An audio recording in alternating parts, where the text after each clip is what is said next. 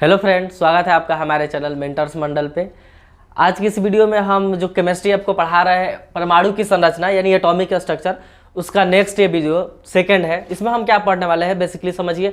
जो थॉमसन का जो परमाणु मॉडल है वो पढ़ेंगे। फिर इसमें हम उनका दोष पढ़ेंगे कि जो थॉमसन का परमाणु मॉडल था, जे थॉमसन का। सबसे पहले अगर पूछेगा कि परमाणु मॉडल कौन दिया था, तो आपको कौन दिया था भाई? जे थॉमसन दिए थे। इसको पहले हम बता दें कि इसको पहले वाले वीडियो में हम बताए थे इलेक्ट्रॉन, प्रोटॉन और न्यूट्रॉन की डिस्कवरी कैसे हुई और ये एटम है क्या। ठीक, ये सारी चीज़ें और उससे जो भी फैक्ट है वो हम जाने थे। तो अब बात आया कि भाई जो आपका परमाणु है उसके अंदर इलेक्ट्रॉन, प्रोटॉन और न्यूट्रॉन होते हैं। फिर अब ये बात आया ना कि वो रहते कैसे हैं, यानी उनकी संरचना क्या है, अंदर वो रहते कैसे हैं, इस बात का डिपेंड है। तो इस बात को बताने के लिए बहुत सारी थ्योरी आई, बहुत सारी थ्योरी फेल हुई। हम 4 थ्योरी है बेसिकली, चारों डिस्कस करेंगे। आपका पहला इसमें हम पढ़ेंगे, इसके वीडियो में ये सारी टॉपिक हम क्लियर करने वाले हैं। ठीक, तो थॉमसन का परमाणु मॉडल पढ़ेंगे और उसका दोष भी देखेंगे।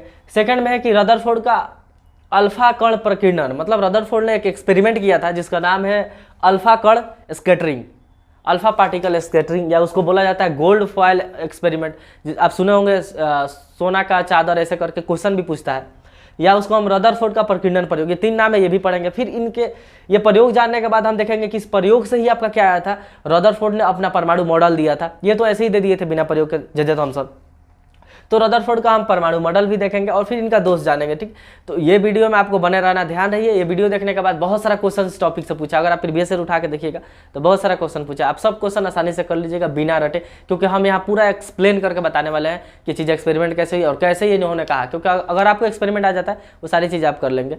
वीडियो शुरू करने से पहले अगर आप नए हैं तो चैनल को सब्सक्राइब कर लीजिएगा और वीडियो को लाइक और शेयर जरूर कीजिएगा। ठीक, एक और आपसे रिक्वेस्ट है कि इस वीडियो का आप एक बेटर एक्सपीरियंस चाहते हैं तो वीडियो का स्पीड कम से कम 1.25 करके या 1.5 यानी 1.5 गुना करके देखिए, आपको अच्छा एक्सपीरियंस देखने को मिलेगा। चलिए स्टार्ट करते हैं फर्स्ट थॉमसन का परमाणु मॉडल। तो देखिए, इन्होंने जो थॉमसन साहब थे ना, ये मॉडल आपको पता है कि इलेक्ट्रॉन की डिस्कवरी इन्हीं ने की थी, बताया था ना दोस्त, जे थॉमसन, याद ही है आपको। तो देखिए ये क्या बोले थे। सबसे पहले आपको ध्यान ये रखना है, ये लगभग आपको 1903 के आसपास अपना मॉडल दिए थे।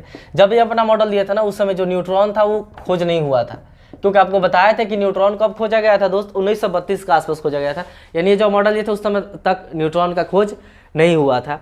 ये पता है क्या कहते हैं, ध्यान रहिए। इस मॉडल को जो थॉमसन का परमाणु मॉडल है ना, उसको हम क्या कहते हैं, पहले ये जान लीजिए। प्लम पुडिंग मॉडल भी कहते हैं, प्लम पुडिंग मॉडल, या आपको वाटरमेलन मॉडल भी कहते हैं। ये सब समझ में आएगा क्यों, वाटरमेलन मॉडल भी कहते हैं, जिसको तरबूज मॉडल, हिंदी में तरबूज मॉडल भी कहा जाता है। क्यों कहा जाता है समझिए, तरबूज मॉडल कहते हैं। यानी 3 नाम है इनके मॉडल का, भले ये मॉडल किसी काम का नहीं है लेकिन 3 नाम है, समझिए।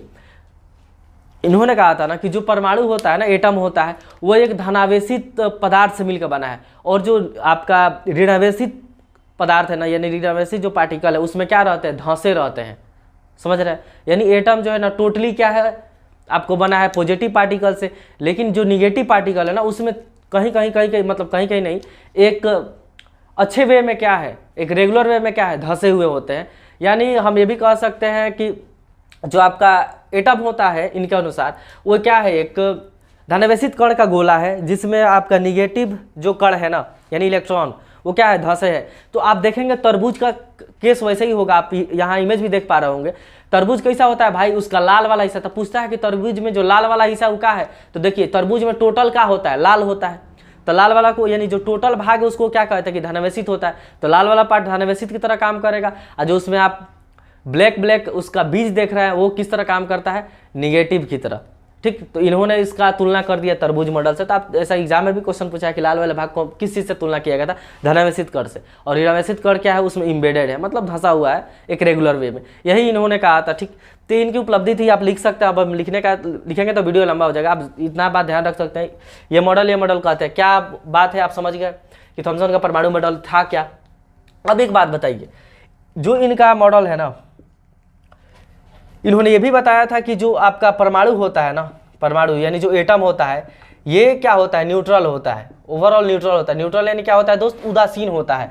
अब उदासीन कैसे हो गया, तो आपको पता है कि उसमें उस समय तो 2 ही कण हो गए थे ना, प्रोटॉन और इलेक्ट्रॉन की खोज हुई थी। यानी जितने प्रोटॉन है उतना ही क्या रहेगा, इलेक्ट्रॉन रहेगा। ये बात भी इन्होंने बताया था। कि किसी एटम में जितने नंबर ऑफ प्रोटॉन है उतना ही नंबर ऑफ क्या होता है, इलेक्ट्रॉन होता है। दोनों की संख्या क्या रहती है, बराबर होती है। इसीलिए जो आपका इलेक्ट्रिकली जो एटम होता है ना, क्या होता है, उदासीन होता है, यानी न्यूट्रल होता है। ठीक, अब एक बात आपको और ध्यान रखना है इनके बारे में। न्यूट्रॉन का उस समय डिस्कवरी नहीं हुई थी, ठीक, प्रोटॉन और इलेक्ट्रॉन पे खोज थी, ये इनका हो गया। अब एक दोष आपको ध्यान रखना है ना कि दोष क्या है दोस्त, तो दोष पता है क्या है, ये जो थे ना, ये एटम का स्टेबिलिटी के बारे में नहीं बताए थे, एटम का अस्थायित्व या क्या कहे, हाँ अस्थायित्व का, ये चाहे स्टेबिलिटी, यानी ये स्टेबिलिटी यानी एटम क्यों स्टेबल रहता है, वो ये नहीं बताए थे। क्योंकि आपको पता है अब ये क्यों, देखिए ये उस समय तो नहीं पता चला, ये बाद में पता चला ये क्यों, ये दोस्त देखिए क्यों, क्योंकि इन्होंने भाई इलेक्ट्रॉन, जब तक 1800 सन के आसपास सब किसी को पता था कि हर चीज़ का एक छोटा कण क्या होता है, परमाणु होता है, परमाणु को फर्दर डिवाइड नहीं किया जा सकता है। तो जे थॉमसन ने थे जो इन्होंने क्या किया था, एक्सपेरिमेंट करके बताया था कि भाई परमाणु भी डिविजिबल है, इसके अंदर क्या होता है, इलेक्ट्रॉन होता है। तो लोगों को बहुत फेथ था इन पे, लोग समझे कि अरे भाई ये जो कह रहे हैं 100% क्या है सही। तो ये थ्योरी ही चलती रही कि जो आपका परमाणु होता है ना, वो क्या होता है, एक पॉजिटिव पार्टिकल से मिलकर बना, नेगेटिव पार्टिकल उसमें क्या है, एम्बेडेड है, यानी धंसे हुए हैं। ये चलता रहा, लेकिन बाद में जैसे ही आपका बहुत सारा एक्सपेरिमेंट हुआ आगे, तो एक्सपेरिमेंट में देखा गया कि जो इलेक्ट्रॉन है चक्कर लगाता है चारों ओर, तो जब इलेक्ट्रॉन चक्कर लगाता है तो उसका एनर्जी लॉस होगा। तो ये स्टेबिलिटी के बारे में नहीं बताया था। अब बताइए, ये कह दिए थे क्या कि जो नेगेटिव पार्ट है वो धंसा रहता है, यानी वो कहीं घूमता घूमता मूव नहीं करता है। तो मूव नहीं करता है, कुछ करता नहीं, तो उसका ऊर्जा जो है स्टेबल कैसे है, इस बात को उन्होंने नहीं कहा था। तो ये बात आपको ध्यान रखना है कि दोष के केस में आपका क्या हो जाएगा कि एटम का जो अस्तित्व है ना, स्टेबिलिटी के बारे में इन्होंने कुछ नहीं कहा था। ठीक, भाई ये हो गया, ये आप लिख लीजिए।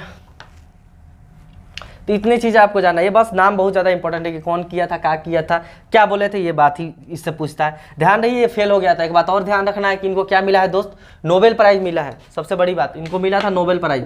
ध्यान से रखिए, सोचिएगा कि इतने घटिया थ्योरी के लिए नोबेल प्राइज़ मिला था, ऐसा बात नहीं है। इन्होंने इलेक्ट्रॉन की भी क्या की थी, खोज की थी। इन्हें सबसे पहले बताया था कि जो एटम है ना, क्या है, विभाज्य है, इसको विभाजित किया जा सकता है फर्दर, इसलिए इनको नोबेल प्राइज़ भी दिया गया था। ठीक, इतनी चीज़ें आपको समझ में आई होंगी। तो ये तो आपका खत्म हो गया, इस चीज़ को हम मिटा देते हैं। ठीक, अब देखिए, अब आपका आ गया रदरफोर्ड का अल्फा कण प्रकीर्णन। ध्यान से समझिएगा दोस्त, ये रदरफोर्ड का अल्फा कण प्रकीर्णन क्या है। देखिए, पहले ये सब बताने से पहले हम बताते हैं कि अल्फा कण क्या होते हैं, इस बात को आप समझिए। आप जानते भी होंगे पहले से, अल्फा कण या अल्फा पार्टिकल हिंदी में, इंग्लिश में कहेंगे, होता क्या समझिए। अल्फा कण को हम कह सकते हैं कि कोई ऐसा कण ना जिस पे 2 यूनिट का तो प्लस चार्ज हो, यानी उस पर 2 यूनिट का कैसा हो, धनावेशित प्लस चार्ज हो, पॉजिटिव चार्ज हो 2 यूनिट का, और 4 यूनिट उसका क्या हो, मास हो। यानी किसी पार्टिकल का अगर उस पर 2 यूनिट का पॉजिटिव चार्ज है और 4 यूनिट उसका मास है, तो हम उसको क्या कहेंगे, अल्फा पार्टिकल कहते हैं। अब एक बात बताइए, हम कह दिए कि 2 + 2 का क्या होना चाहिए भाई, पॉजिटिव चार्ज, +2 का है, और इसका मास कितना होना चाहिए, 4। तो आपको ध्यान आएगा कि हीलियम भी ऐसा है ना, हीलियम का कितना नंबर पाता है, 2 नंबर पाता है। तो इसमें P और E कितना होते हैं, 2 होते हैं। आपको पता होगा कि हीलियम का जो मास होता है वो कितना होता है, 4U होता है ना, 4U।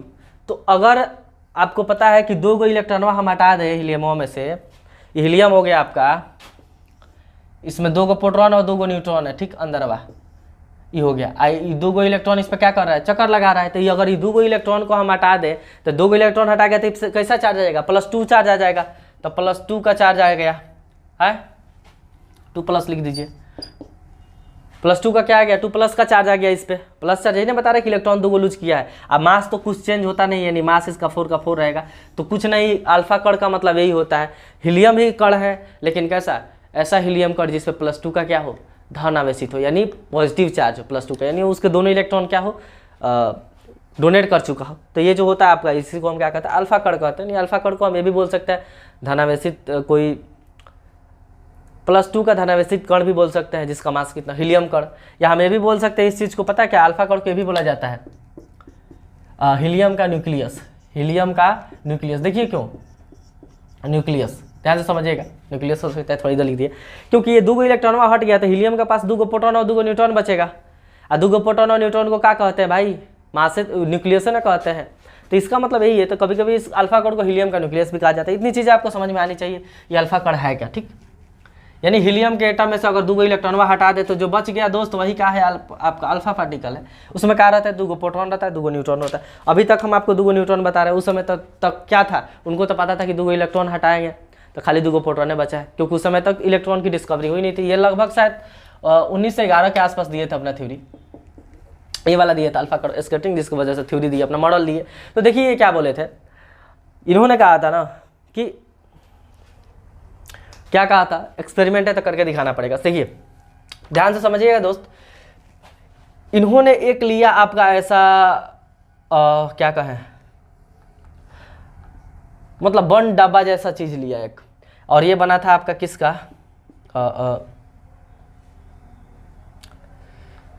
80 पे कौन आता है, 89 पे HG। एक मिनट, इन्होंने क्या लिया, डब्बा ले लिया, ठीक है। डब्बा में एक यहाँ रेडियो एक्टिव सब्सटेंस रख दिया, पहले ये देख लीजिए, ये क्या रख दिया, रेडियो एक्टिव सब्सटेंस, क्योंकि अभी हमें आपको बताना पड़ेगा कि रेडियो एक्टिव सब्सटेंस क्या है। तो इन्होंने रख दिया रेडियो एक्टिव सब्सटेंस, ये आपका एक रेडियो एक्टिव सब्सटेंस है। ये रेडियो एक्टिव सब्सटेंस क्या होते हैं, जानते हैं, रेडियो एक्टिव ऐसे सब्सटेंस जिसमें से क्या होता है, या तो अल्फा बीटा और गामा रेज निकलते रहता है, यानी ये अपने आप ना इनमें क्या होता है, एटम इसके ब्रेक डाउन होते रहते हैं, एटम क्या कर अंदर ही डिवाइड होते रहते हैं, और ये क्या करते हैं, रेडिएशन छोड़ते रहते हैं। उस रेडिएशन में क्या रहता है, अल्फा कण, बीटा कण, गामा कण, ये सब छोड़ते रहते हैं, जिनको हम क्या कहते हैं, रेडियो एक्टिव सब्सटेंस कहते हैं। वो सब्सटेंस आप जानते होंगे जनरली पोलोनियम, चाहे आपका पोलोनियम हो गया, रेडियम हो गया, ये दोनों हैं जो अल्फा कण को क्या करते हैं, जनरली निकालते हैं।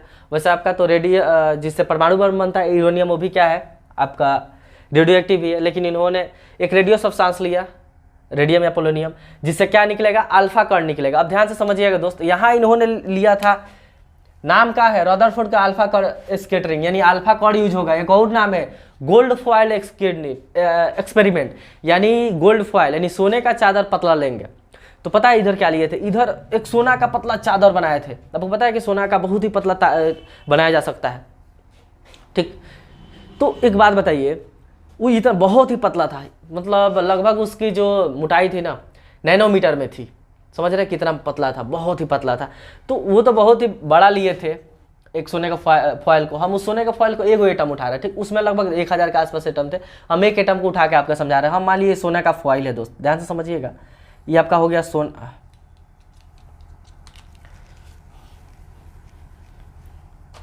ये आपका हो गया सोना का फॉयल, ठीक, सोना का फॉयल हो गया। और इधर इन्होंने एक लगा रखा था आपका क्या, तो यही फ्लोरोसेंस मटेरियल था, एक फ्लोरोसेंस मटेरियल था। फ्लोरोसेंस मटेरियल क्या होता है, फ्लोरोसेंस मटेरियल क्या होता है कि जब इस पे कोई पार्टिकल आकर टकराता है ना, तो क्या होता है, ये चमकता है, यानी कुछ सेकंड के लिए क्या होगा, चमकेगा, फिर बुझ जाएगा। इसलिए मान लीजिए इधर से पार्टिकल निकलेंगे, इधर आकर टकराएंगे, तो पार्टिकल आ रहा है कि नहीं ये देखने के लिए उन्होंने क्या किया था, फ्लोरोसेंस मटेरियल का यूज किया था।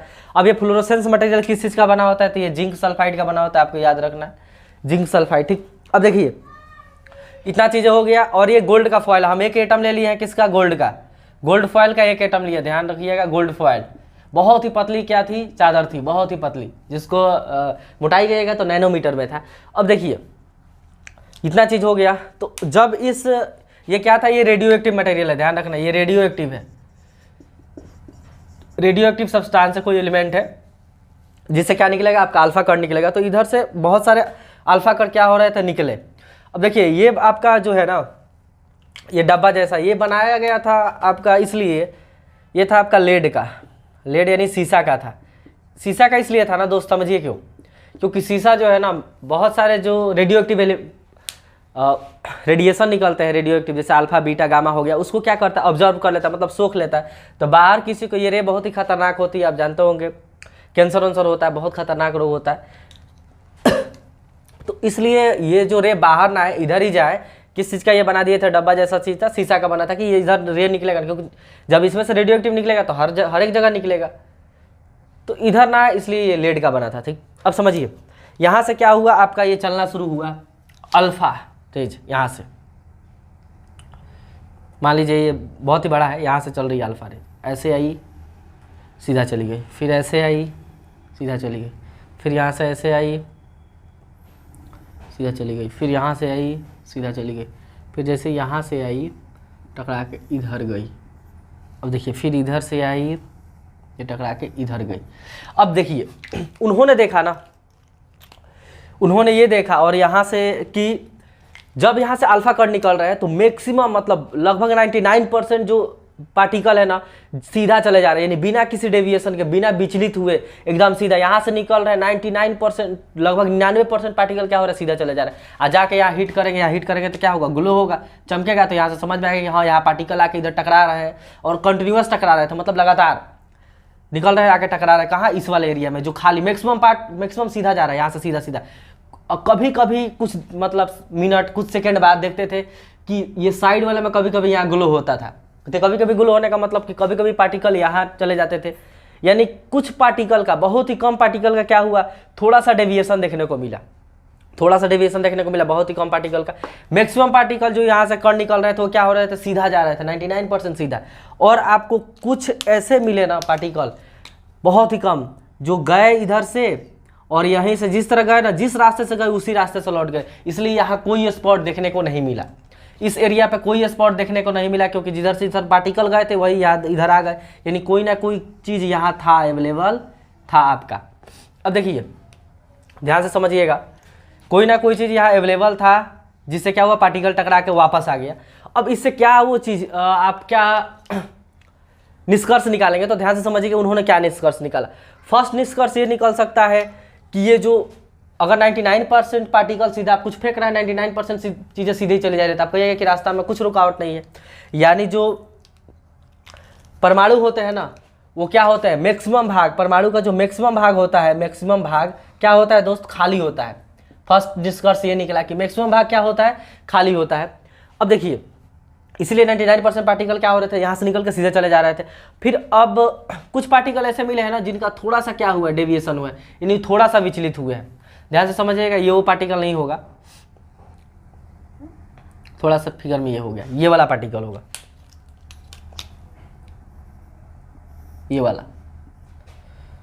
फिर इधर से अगर हम थोड़ा सा यहाँ बना दें तो ये वाला, देखिए क्यों, एक दो पार्टिकल ऐसे मिले जो थोड़ा सा क्या हुए, विचलित हुए, थोड़ा सा विचलित हुए, यानी गए सीधे लेकिन टकरा के इधर चले गए, यहाँ से गए सीधे टकरा के कहाँ आ गए, यहाँ आ गए।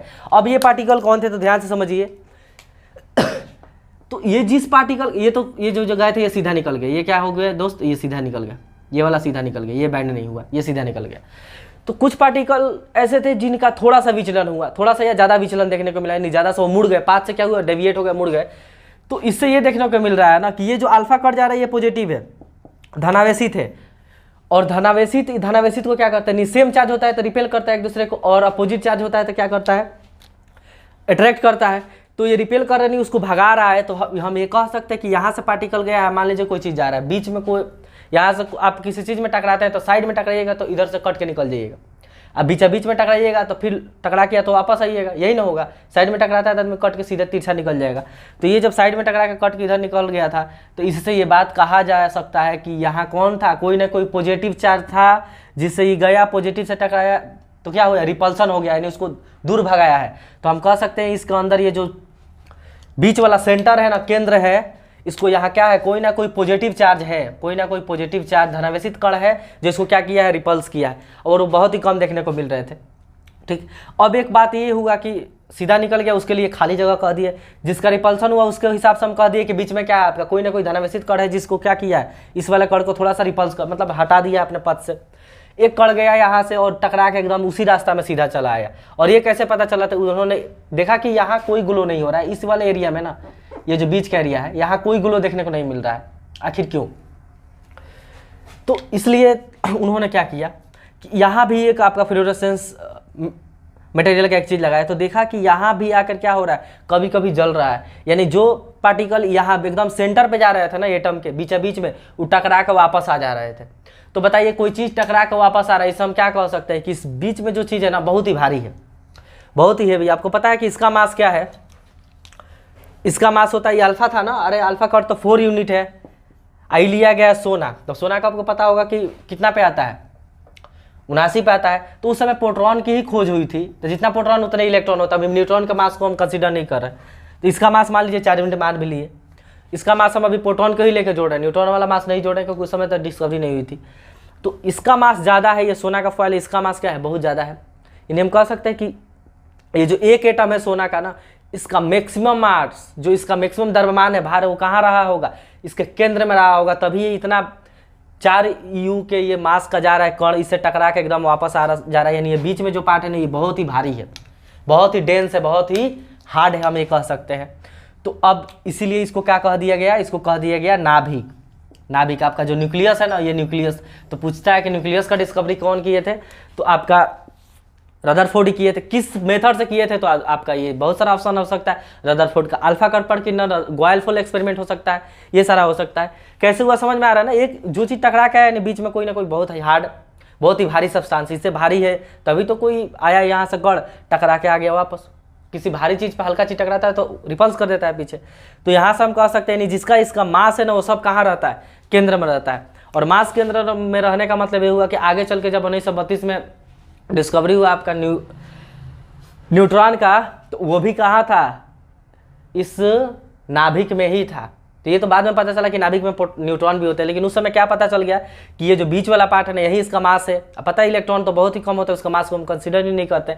और वो कहाँ रहता है, प्रोटॉन, नाभिक में। इलेक्ट्रॉन क्या करता है, इसके चारों ओर घूमते रहता है। तो ये सारा चीज़ से क्या हुआ, निष्कर्ष पर हम पहुंचे कि का ये निष्कर्ष दिए थे। अब हम चलते हैं इनका मॉडल देख लेते हैं कि क्या मॉडल दिए थे, ठीक, इसी हिसाब से दिए थे। अब चलते हैं हम मॉडल की तरफ, ठीक। एक्सपेरिमेंट देखने के बाद अब हम बढ़ते हैं जो आपका रदरफोर्ड का एटम का संरचना था, किस तरह उन्होंने थ्योरी दिया। तो देखिए, ये जितना बात हम बोले वही बात को हम लिख दिए, क्योंकि टाइम ना लगे, वीडियो लंबा ना हो, ठीक। परमाणु का अधिकांश भाग खाली है, तो इसमें उसमें ही बताया गया था कि परमाणु का क्या था, अधिकांश भाग खाली है, क्योंकि जो अल्फा किरण थी ना, बिना आपका डेविएशन का सीधे ही निकल गई थी। तो इससे तो ये बात सिद्ध होता ही है। फिर आप देखिए कि परमाणु के मध्य भाग में धनावेशित कण प्रोटॉन है, जिसे नाभिक कहा गया। तो ये बात ही हम आपको बताए थे उसमें कि भाई जो परमाणु का बीच वाला भाग, वहाँ से क्या हुआ था कि कुछ पार्टिकल डेविएट हुआ था, यानी कोई ना कोई वहाँ इधर से पॉजिटिव ही चीज़ आ रहा है, और पॉजिटिव चीज़ यानी बीच में ही पॉजिटिव है, तभी तो उसको क्या कर रहा है, रिपेल कर रहा है, उसको हटा दे रहा है, भगा रहा है अपना पथ से। तो ये बात सीधा उसी को क्या कहा गया, नाभिक कह दिया गया। तो आपको याद रखना कि नाभिक का जो खोज है ना, वो कौन किया था भाई, रदरफोर्ड ही किए थे। इसके लिए देखिए, भले ही ये फेल हुआ हो, लेकिन ये नाभिक का खोज आज भी सही है, 100% सही है। इनको भी नोबेल मिला था। परमाणु का सारा भाग नाभिक में रहता है, ये भी बात सही है, क्योंकि आपको ये बात तो सिद्ध हो गया कि बीच में प्रोटॉन है, और उस समय तक प्रोटॉन ही डिस्कवर हुआ था। न्यूट्रॉन तो अभी चल के बाद में हुआ। तो प्रोटॉन जब बीच में है, तो हम प्रोटॉन का ही मास क्या करते हैं, कंसीडर करते हैं। तो जो परमाणु का मास है वो कहाँ रहेगा, नाभिक में ही रहेगा। और आगे चल के पता चला कि जो न्यूट्रॉन वो भी कहाँ रहता है, नाभिक में ही रहता है, क्योंकि इसी की वजह से जो आपका ये परमाणु था नहीं, बहुत हार्ड था। ये हार्ड था क्यों, क्योंकि आप देख रहे थे कि एक पार्टिकल आया और बीच में से टकरा के एकदम पूरा वापस लौट गया। तो जिससे कहा गया परमाणु का नाभिक बहुत छोटा होता है। अच्छा, छोटा क्यों कहा गया, क्योंकि मैक्सिमम जो रे थी ना, सीधा निकल जा रही थी, एक ही दो रे टकरा के वापस आ रही थी, इसलिए कहा गया कि बहुत ही भाग खाली है। अगर आपको जानना है कि जो परमाणु का साइज है वो कैसा होता है, जैसे देखिए परमाणु बहुत ही छोटा होता है। तो ये परमाणु का जो, एक मिनट, जो आपका परमाणु का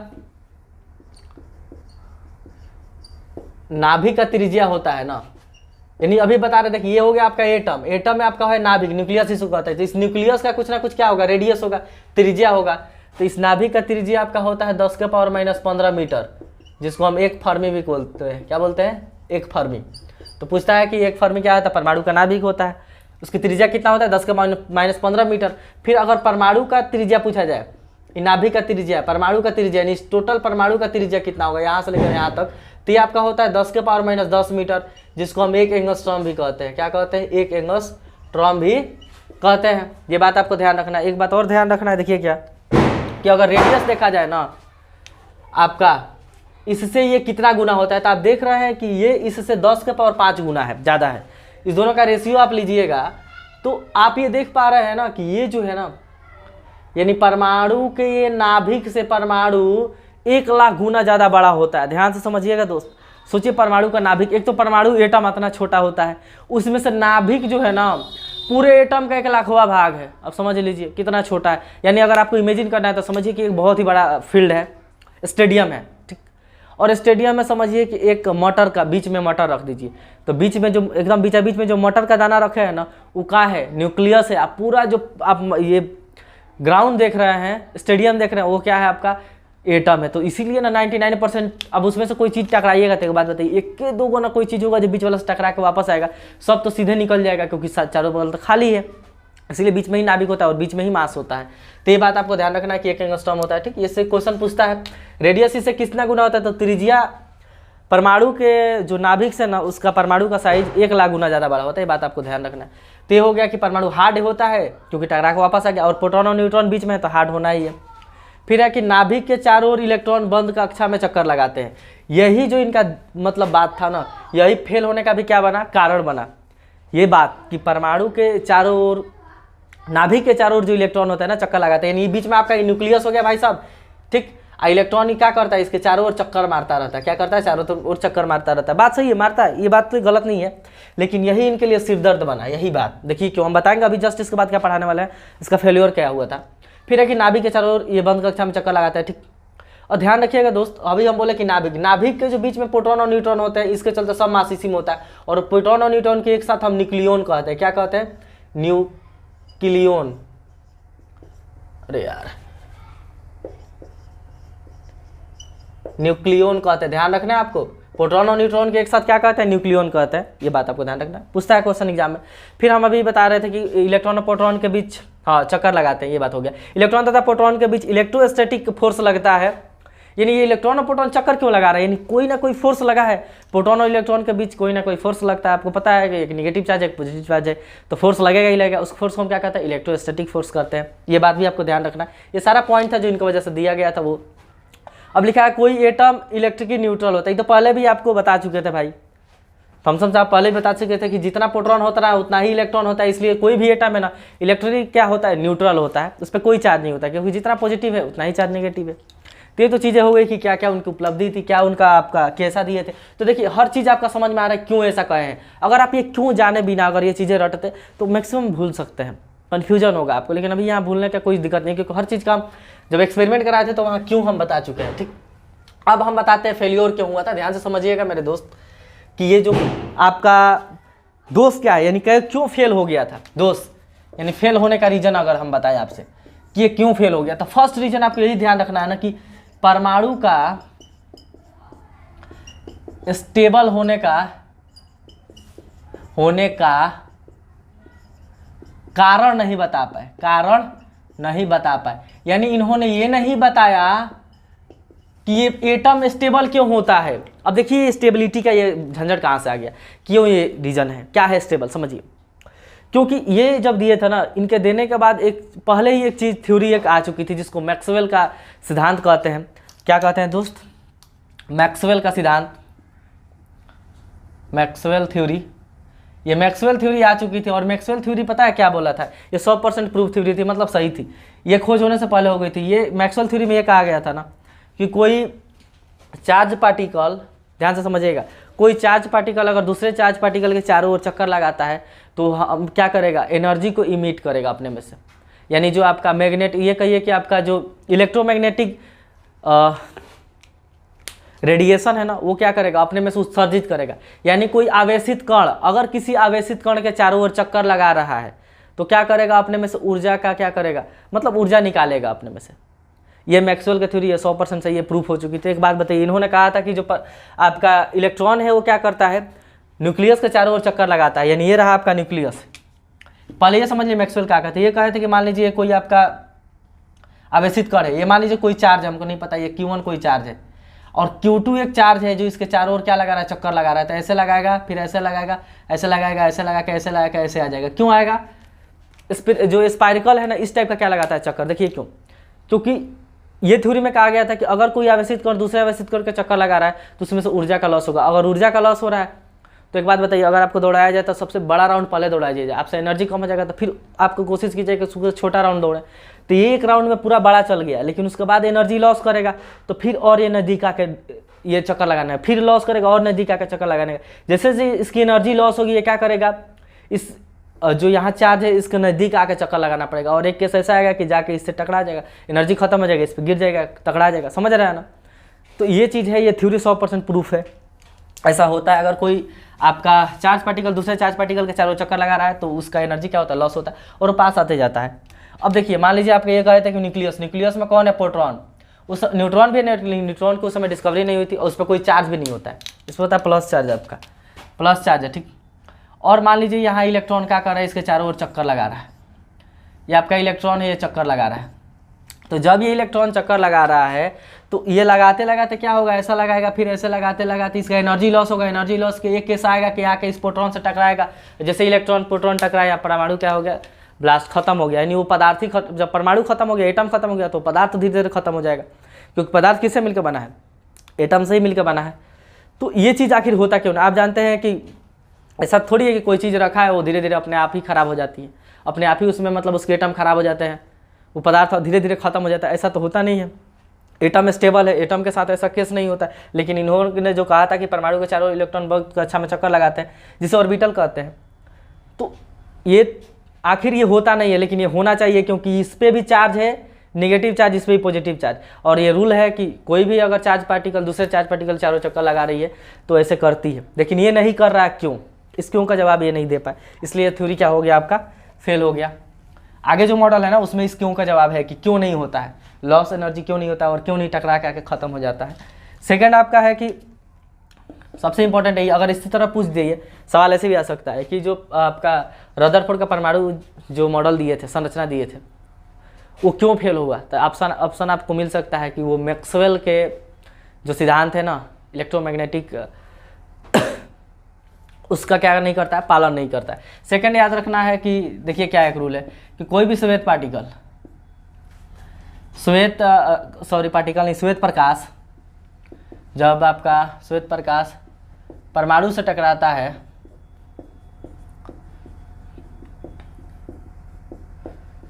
स्पेक्ट्रम बनाता है। क्या बनाता है, स्पेक्ट्रम। आप जानते होंगे फिजिक्स में हम पढ़ाए थे, स्पेक्ट्रम क्या होता है। तो जब व्हाइट प्रकाश अपने 7 रंगों में बढ़ जाती है ना, तो एक पट्टी मिलता है 7 रंग का, वो स्पेक्ट्रम कहलाता है, विबग्योर कहते हैं उसको। तो ये कोई एटम से अगर हम व्हाइट लाइट क्रॉस करें ना, तो वो अपने स्पेक्ट्रम में उसको तोड़ देगा, यानी 7 जो रंग है ना उसमें बढ़ जाएगा। आखिर क्यों होता है, इस बात को भी नहीं प्रूफ करी। तो इन दोनों बात का ये क्यों नहीं बता पाया, जिसकी वजह से क्या हो गया, थ्योरी फेल हो गया कि ये क्या है, चीज़ें गलत हो गई। फिर इसका आगे आपका आएगा बोहर्स का मॉडल, वो हम नेक्स्ट वीडियो में पढ़ेंगे। वीडियो आपका अच्छा लगे तो लाइक और शेयर कर दीजिए, नया तो चैनल को सब्सक्राइब जरूर कीजिएगा।